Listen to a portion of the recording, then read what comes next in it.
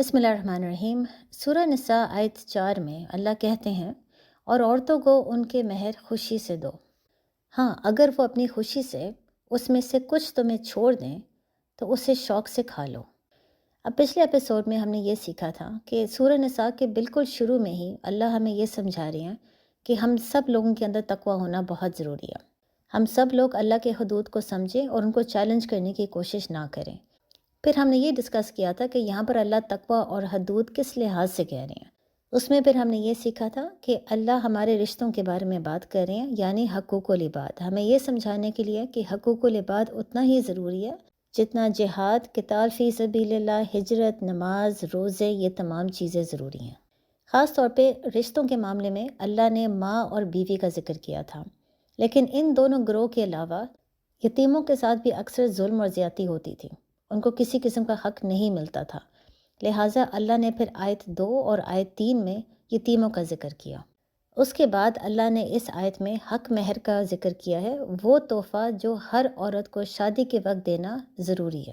لیکن یہاں پر ہم 2 سوال پوچھ سکتے ہیں۔ پہلی تو یہ بات ہے، اللہ نے آیت میں نہلا کا لفظ کیوں استعمال کیا؟ نہلا کا مطلب ہے کوئی تحفہ مفت میں دے دینا۔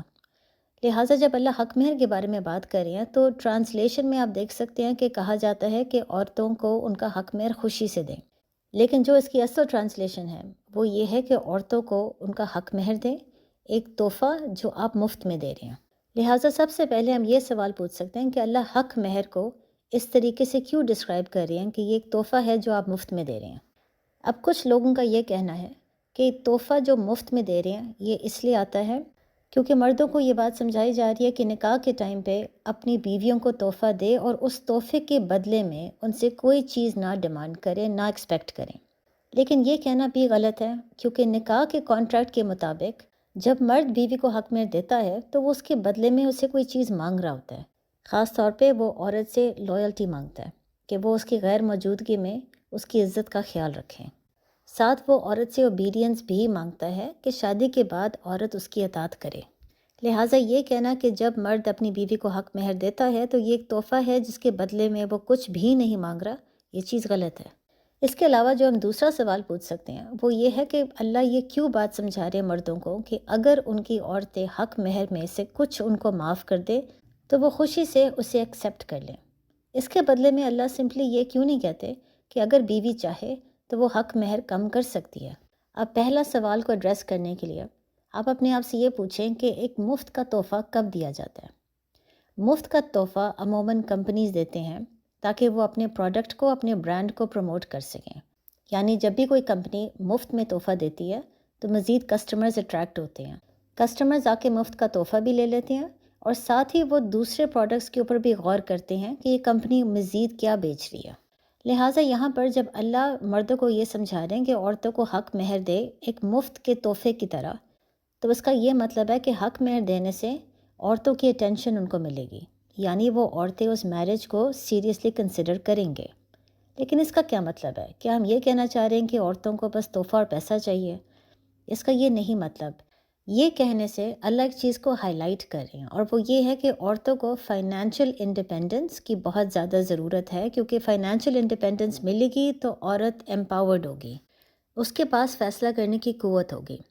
لہٰذا یہاں پر اللہ تعالیٰ مردوں کو ایک بہت اہم پیغام دے رہے ہیں، اور وہ پیغام یہ ہے کہ جب مرد شادی کرتا ہے تو وہ یہ نہ سمجھے کہ وہ ایک گھر میں نوکر کو لے کر آ رہا ہے یا کسی غلام کو لے کر آ رہا ہے، وہ بلکہ ایک ساتھی کو لے کر آ رہے ہیں جو اللہ چاہتے ہیں فائنینشلی اسٹرانگ ہو اور ایمپاورڈ ہو، اس کے پاس فیصلہ کرنے کی قوت ہو۔ اور فائنینشیل اسٹرینتھ، ایمپاورمنٹ اس کو کیسے ملے گی؟ حق مہر کے ذریعے ملے گی۔ یعنی حق مہر عورت کو لیوریج دیتی ہے، اور وہ لیوریج اس کو کس صورت میں ملے گی کہ اگر شادی میں بہت زیادہ ابیوز ہے،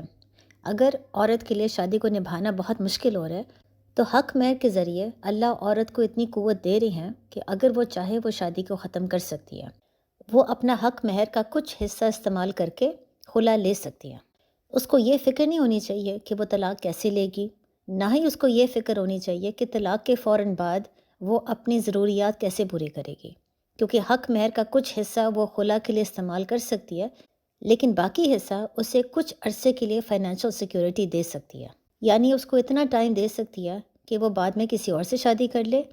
یا نوکری شروع کرے اور فائنینشلی اسٹرانگ ہو جائے۔ لہٰذا اب یہ سمجھ لے کہ حق مہر کو ایک مفت کا تحفہ اس سینس میں کہا جا رہا ہے کہ مرد عورت سے یہ وعدہ کر رہا ہے کہ حق مہر کے ذریعے وہ عورت کو لیوریج دینا چاہتا ہے، فائنینشیل اسٹرینتھ دینا چاہتا ہے، قوت، طاقت اور امپاور اسے کرنا چاہتا ہے۔ یعنی اب یہ سمجھ لے کہ حق مہر ایک سٹیٹمنٹ ہے جو ایک مرد عورت کو دے رہا ہے، اور وہ سٹیٹمنٹ یہ ہے کہ وہ مرد ایک نوکر کی تلاش نہیں کر رہا، ایک غلام کی تلاش نہیں کر رہا، بلکہ ایک عورت کی تلاش کر رہا ہے جس کو وہ خود امپاور کرے گا، خود اس کو فائنینشیل اسٹرینتھ اور قوت اور طاقت دے گا ایک حق مہر کے ذریعے۔ بلکہ اب آپ زیادہ اپریشیٹ کر سکتے ہیں کہ حق مہر کو اس سینس میں مفت کا تحفہ کیوں کہا جا رہا ہے، کیونکہ جو مرد حق مہر دے گا عورت اس کو سیریس لے گی۔ جس مرد کے پاس بہت پیسہ ہے لیکن وہ حق مہر نہیں دینا چاہتا، وہ سب کو یہ پیغام دے رہا ہے کہ وہ ایک فائنینشلی اسٹرانگ اور امپاورڈ عورت کی تلاش میں نہیں ہے۔ اسی طرح جس مرد کے پاس زیادہ پیسہ نہیں ہے لیکن اس کے باوجود وہ حق مہر دینے کے لیے تیار ہے، وہ سب کو یہ پیغام دے رہا ہے کہ وہ ایک فائنینشلی اسٹرانگ اور امپاورڈ عورت کو اپنی زندگی میں لانا چاہتا ہے۔ ساتھ ہی اللہ حق مہر کے ذریعے مردوں کو خبردار کر رہے ہیں کہ وہ اپنی بیویوں کو فار گرانٹیڈ نہ لیں، ان کی عزت کرے، کیونکہ حق مہر کے ذریعے عورت اگر چاہے تو وہ شادی کو ختم بھی کر سکتی ہے۔ اسی لیے حق مہر کا کانسیپٹ اسلام میں اتنا خوبصورت ہے، بلکہ اسلام سے پہلے جاہلیت کے دور میں حق مہر عموماً لڑکی کے باپ کو دیا جاتا تھا۔ یعنی بجائے اس کے کہ عورت امپاورڈ ہو جائے، لوگ عورت کو ایک کموڈٹی سمجھتے تھے جو باپ حق مہر کی قیمت پر اس کو بیچ سکتا تھا، اور اگر عورت شادی کو نہیں نبھا سکتی یا شادی میں ابیوز بہت ہے تو وہ پہلے اپنے باپ کو راضی کرنے کی کوشش کرتی تھی کہ کچھ حق مہر کا حصہ واپس کر دے تاکہ عورت کو آزادی مل جائے۔ اس کی اپنی کوئی فائنینشیل اسٹرینتھ نہیں تھی، کوئی قوت، کوئی امپاورمنٹ نہیں تھی، اور اسی چیز کو اسلام نے بدلنے کی کوشش کی ہے تاکہ مرد اور عورت دونوں یہ سمجھ لیں کہ عورتیں ایک کموڈٹی نہیں ہیں جن کو بیچا جا سکتا ہے۔ وہ امپاورڈ ہیں، ان کے اپنے بھی حقوق ہیں، ان کی اپنی بھی رائے ہے، اور ان کے پاس فائنینشیل اسٹرینتھ ہونی چاہیے تاکہ وہ خود فیصلہ کرے کہ انہوں نے شادی کو نبھانا ہے یا نہیں۔ اب یہ حق مہر کا کانسیپٹ سمجھنے کے بعد ہم اپریشیٹ کر سکتے ہیں کہ اللہ نے آیت میں اس کے بعد یہ کیوں کہا ہے کہ اگر عورت اپنے حق مہر میں سے کچھ معاف کرنا چاہے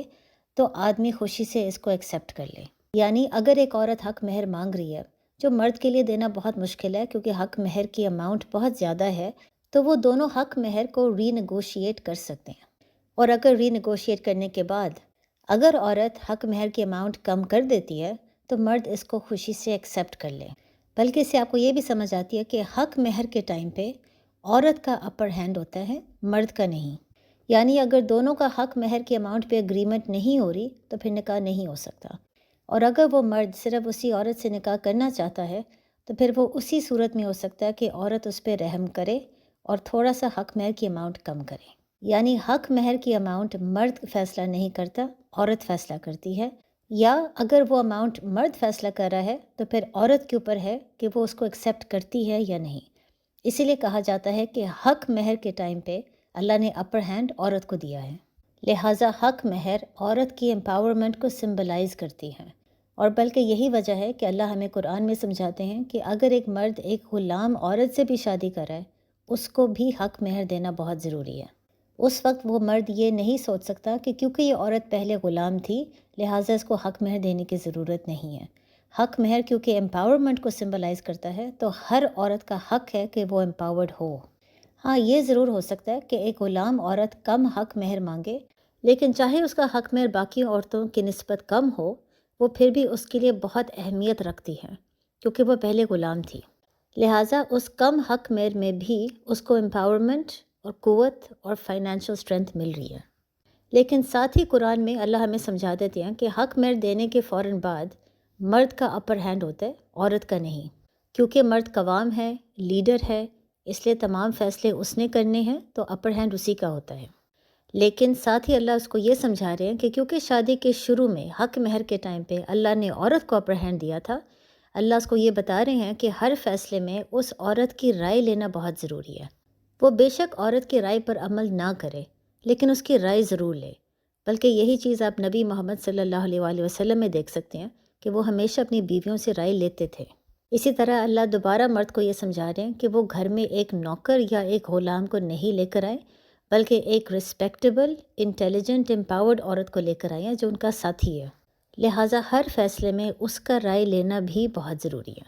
اللہ نے مرد کو اجازت نہیں دی کہ وہ عورت کی بےزتی کرے یا وہ اس کو کمتر سمجھے۔ اب ظاہر ہے اس کا یہ بھی نہیں مطلب کہ کیونکہ اللہ نے عورت کو شروع میں اپر ہینڈ دے دیا ہے، اس کا مطلب ہے عورت جو مرضی چاہے وہ شادی میں کر سکتی ہے۔ اسی صورت میں آگے جا کے اللہ ہمیں مرد کے حقوق کے بارے میں بھی سمجھاتے ہیں کہ عورت کے لیے بہت ضروری ہے مرد کی اطاعت کرنا۔ لیکن چاہے اللہ اس صورت میں مرد اور عورت دونوں کو سمجھاتے ہیں، آپ دیکھ سکتے ہیں کہ اللہ سب سے پہلے مرد کو سمجھا رہے ہیں۔ سب سے پہلے اللہ عورت کے حقوق کے بارے میں بات کر رہے ہیں، کیونکہ مرد اور عورت دونوں کے بیچ میں چانسز زیادہ یہی ہیں کہ مرد اپنے پاور کا ناجائز فائدہ اٹھائے گا، کیونکہ شادی میں اس کا اپر ہینڈ ہے اور اس کے زیادہ حقوق ہیں۔ اسی لیے اللہ سب سے پہلے مرد کو خبردار کر رہے ہیں اور عورت کے حقوق کے بارے میں بات کر رہے ہیں۔ اس کے علاوہ اللہ سب سے پہلے عورتوں کے حقوق کے بارے میں اس لیے بھی بات کرتے ہیں کیونکہ اللہ جانتے ہیں شادی کے ٹائم پہ مرد کی نسبت عورت کی زندگی زیادہ تبدیل ہوتی ہے۔ شادی سے پہلے عورت کا ولی اس کا باپ ہوتا ہے اور شادی کے بعد اس کا ولی خامند بن جاتا ہے۔ یہ ایک بہت بڑا شفٹ ہے، ایک بہت بڑا ایڈجسٹمنٹ پیریڈ ہے، اور کبھی کبھی عورتوں کو وقت کی ضرورت ہوتی ہے اس ایڈجسٹمنٹ کو ایکسیپٹ کرنے کے لیے۔ بلکہ اسی وجہ سے آپ دیکھ سکتے ہیں کہ قرآن میں اللہ مومن عورتوں کے ساتھ نرمی سے بات کرتے ہیں اور مردوں کے ساتھ سختی سے۔ بلکہ اس کے ذریعے اللہ مردوں کو بھی یہ بات سمجھا رہے ہیں کہ عورت کے لیے شادی ایک بہت بڑا ایڈجسٹمنٹ پیریڈ ہے، ان کو وقت کی ضرورت ہے۔ مرد یہ نہ سمجھیں کہ عورت کو حق مہر دینے کی وجہ سے اس کے لیے شادی بہت آسان ہو جاتی ہے۔ شادی مشکل ہے، کیونکہ عورتوں کے لیے جب ان کا ولی بدل جاتا ہے تو اب انہوں نے ایک نئی پرسنالٹی کو سمجھنا ہے، ایک نئی پرسنالٹی کو ٹرسٹ کرنا ہے جو ان کی حفاظت کرے گا، اور یہ کام کرنا اتنا آسان نہیں ہے۔ لہٰذا مردوں کو بھی اللہ یہ بات سمجھا رہے ہیں کہ جب وہ عورتوں کو ان کا حقوق دیں گے، ان کے اندر وہ ٹرسٹ کی ریلیشن شپ بلڈ کرنے کی کوشش کریں گے، ان کی حفاظت کریں گے، تو یہ تمام چیزیں حقوق العباد میں شامل ہوتی ہیں۔ السلام علیکم۔